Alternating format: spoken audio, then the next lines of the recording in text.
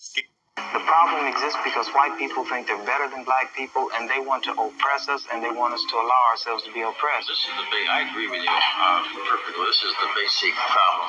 Then what do you that white people think they're better than others? I can't solve the problem. You guys pull the strings that close schools. You guys draw the boundaries that keep our kids restricted to the ghetto. You guys write up the restrictive covenants that keep us out of houses. So it's up to you to talk to your brothers and your sisters and persuade them that they have a responsibility. We've assumed ours for over 400 years, and we're tired of this kind of stuff now. We're not going to suffer patiently anymore. No more turning the other cheek. No more blessing our enemies. No more praying for those who despitefully use us. We're going to show you that we've learned the lessons you've taught us. We've studied your history, and you did not take over this country by singing "We Shall Overcome."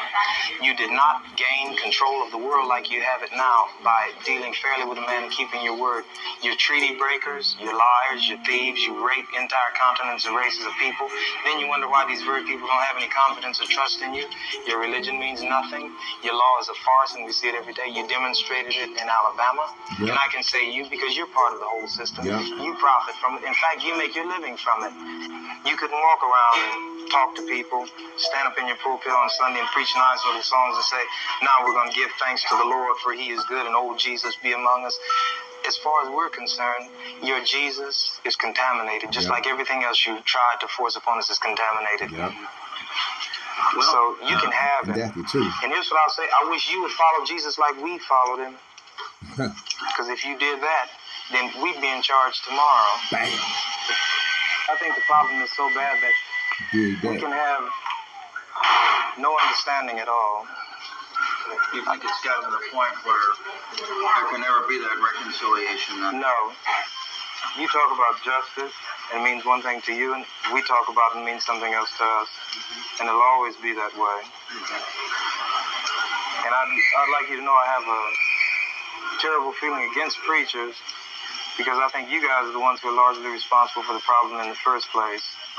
And you can accept it or not any way you choose. And for you, this may be an excursion, across the line. What about the person that wants to listen? I genuinely feel that I want to listen. Well, if you listen and try to do something, you get kicked out of your church. See, that's where your people are. Well, we can make changes. God bless you, little brother. Come back and see us again sometime. And don't look back in anger.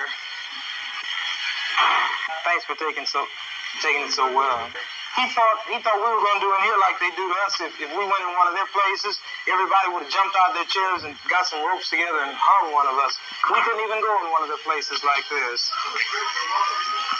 The problem exists because white people think they're better than black people, and they want to oppress us, and they want us to allow ourselves to be oppressed.